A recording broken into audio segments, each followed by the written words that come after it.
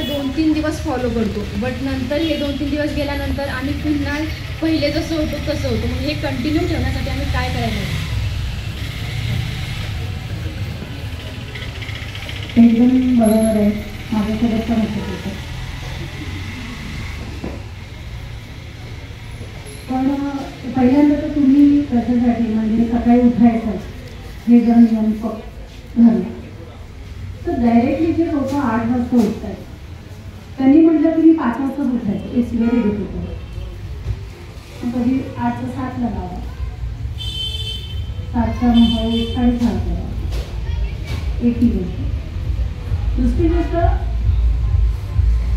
आपण ठरवतो कुठली गोष्ट 21 दिवस केल्यानंतर हळूहळू त्याची आपल्याला ठरवायचं. त्याचं तुम्ही पण बरंच खायचं असतं. आणि आपण जसं मुलांच्या बाबतीत खूप होतं की आता जिमला जायचं 10 दिवस जातात, सकाळी उठतात, जिमला जातात, 11व्या दिवशी घरी जातात.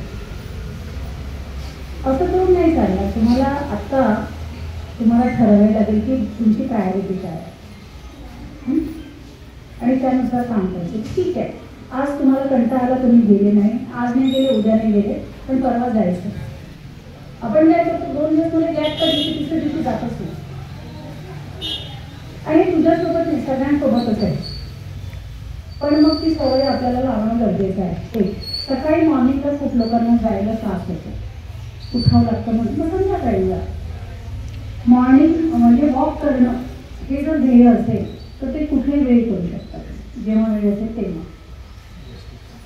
ओके, तुम्ही वॉक जर केला ती सवय लागली की मग तुम्ही हळूहळू सकाळची सवय लागली. ओके, तर तुमचं ध्येय काय आहे नेमकं त्याच्यावर डिपेंड तुमचं काम करण्याची पद्धत आहे.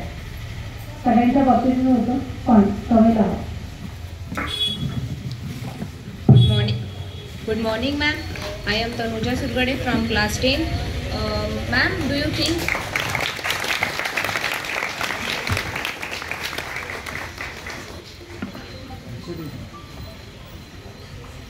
मी बाहेरून आलेली आहे DCP म्हणून. सर जे आहेत या ठिकाणी बुलढाण्यामध्ये ॲडिशनल SP अपर पोलीस अधीक्षक म्हणून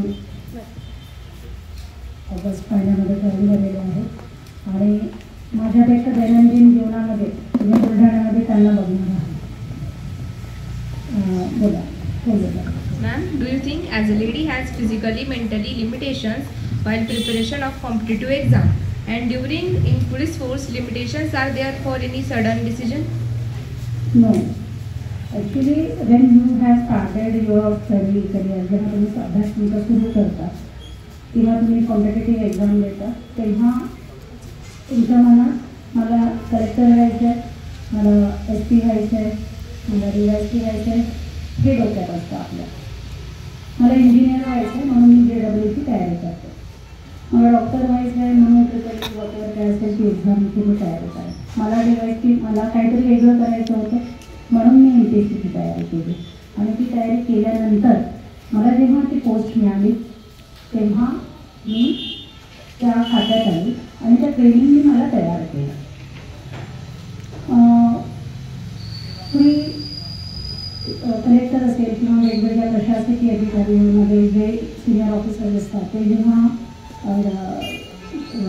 ट्रेनिंगला जातात तशा प्रकारचं त्या व्यक्तिमत्व घडवण्यासाठीचं त्यांना ट्रेनिंग दिलं जातं. तसं त्यांचं करिक्युलम असतं. जसं तुम्ही टेन्थमध्ये यावे मग तुमच्या बुद्ध्यांकानुसार तुमचं स्टडी मटेरियल बनवलेलं आहे. तसंच आम्ही ट्रेनिंगला DYSP असू दे, IPS ऑफिसर असू दे त्यांचं ट्रेनिंग तयार केलं जातं फिजिकली आणि मेंटली. दुसरी गोष्ट तुम्ही प्रश्न विचारला आहे की महिला म्हणून तुम्हाला काही चॅलेंजेस आहेत का. एक लक्षात घ्या, आता तुम्ही महिला आणि पुरुष दोघे जण आहेत इथे बसलेले आहेत ना माझ्यासमोर. पण एक्झाममध्ये 10th किंवा 12th मेरिटमध्ये तुम्ही जास्त येतात किंवा पहिल्यांदा येतात मग त्यावेळी हे चॅलेंज नाही का.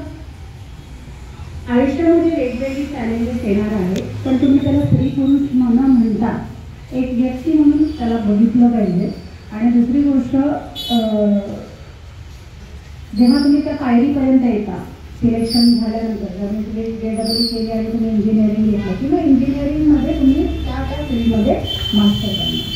तसंच ज्या कॉम्पिटेटिव्ह एक्झाम म्हणजे IPS आणि याच्यामध्ये आपण जेव्हा जातो ट्रेनिंगला, ग्राउंडवर गेल्यानंतर ते असंच ट्रेनिंग तुमच्यासाठी देतात की तुम्ही तिथं वुमन किंवा मेल किंवा फिमेल म्हणून तुम्ही ट्रीट केलं जात नाही आणि नंतर तुम्ही तसेच त्या साच्यातून बाहेर येतात. एक लक्षात घ्या, जरीही तुम्हाला वाटत असलं, तुम्ही म्हणत असला की फिजिकली महिला कमकुवत असतात, पण असं बिलकुलही नाही.